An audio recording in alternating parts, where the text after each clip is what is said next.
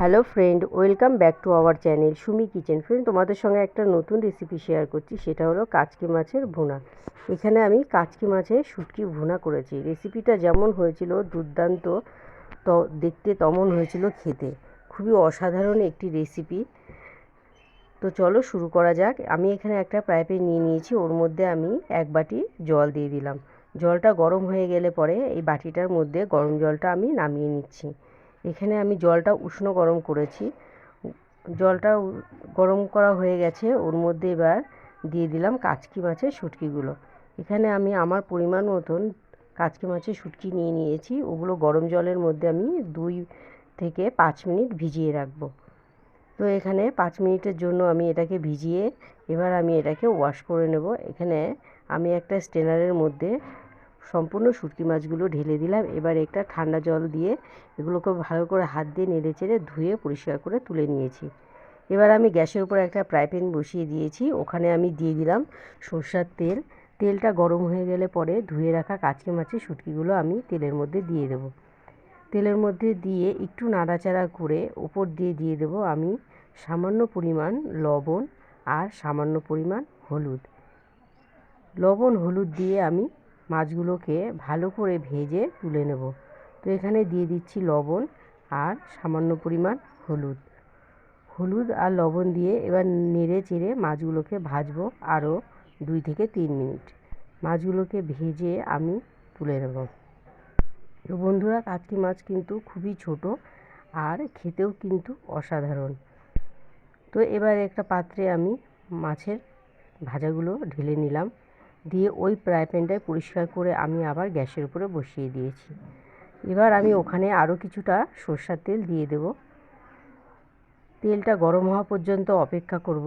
তেলটা গরম হয়ে গেলে পরে আমি এখানে মিডিয়াম 4টে পেঁয়াজ কেটে রেখেছিলাম, ওগুলো দিয়ে দিলাম। পেঁয়াজটা দিয়ে একটু নাড়াচাড়া করে ভেজে নেব। পেঁয়াজটা ভাজা হয়ে গেলে পরে ওর মধ্যে দিয়ে দেব সামান্য পরিমাণ লবণ। তো পেঁয়াজটা অল্প ভেজে নিয়ে ওর মধ্যে দিয়ে দিলাম লবণ আর দিয়ে দেবো সামান্য পরিমাণ হলুদ। হলুদ লবণ দিয়ে পেঁয়াজটাকে লো মিডিয়ামে রেখে নেড়ে চেড়ে ভালো করে ব্রাউন কালার করে ভেজে নেব। পেঁয়াজটা যতক্ষণ না সফট হয়ে আসছে ততক্ষণ লো মিডিয়ামে রেখে ভাজবো। তো পেঁয়াজটা একটু সফট হয়ে এসছে, ওর মধ্যে দিয়ে দিলাম 4 থেকে 5টা কাঁচা লঙ্কা ফালি করে, আর দিয়ে দিলাম 1 চামচ রসুন বাটা। রসুন মাছের স্বাদকে আরও বাড়িয়ে দেবে। আর দিয়ে দিলাম 2টো টমেটো কুচি করে। তো এটাকে ভালো করে নেড়ে চেড়ে কিছুক্ষণের জন্য আমি ঢেকে দেব। তো এইভাবে নেড়ে চেড়ে আমি এটাকে রসুনটা আর পেঁয়াজ টমেটো একসঙ্গে মিশিয়ে নিয়েছি। তো কিছুক্ষণ পরে ফিরে এসেছি।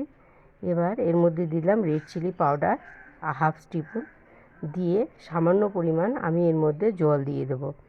জল দিয়ে দিয়েছি। জল দিয়ে এবার আমি এই মশলাটাকে ভালো করে ঢেকে দিয়ে কষিয়ে নিলাম। এবার ওর মধ্যে দিয়ে দিলাম শুটকি মাছের ভাজাটা। তো কাচকি শুটকি ভাজাটা আমি এই মশলাগুলোর মধ্যে দিয়ে দিয়েছি। দিয়ে ভালো করে নেড়ে চেড়ে 5 মিনিটের জন্য একটু কষিয়ে তুলে নিলেই রেডি হয়ে যাবে কাচকি মাছের শুটকি ভুনা।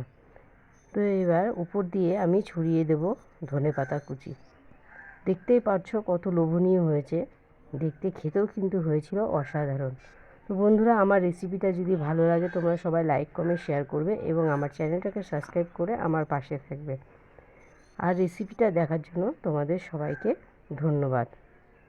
আর যদি কোনো নতুন বন্ধু হয়ে থাকো তো ফুল ওয়াচ করে অবশ্যই বেল আইকন প্রেস করবে, যেন নতুন রেসিপি ছাড়লে পরে তোমাদের কাছে নোটিফিকেশন পৌঁছে যায়। তো এবার আমি কাচকি মাছের ভুনা রেসিপিটা নামিয়ে নিলাম। রেসিপিটা কিন্তু খেতে হয়েছিল অসাধারণ। তোমরা সবাই বাড়িতে একবার ট্রাই করে দেখতে পারো। Thank you.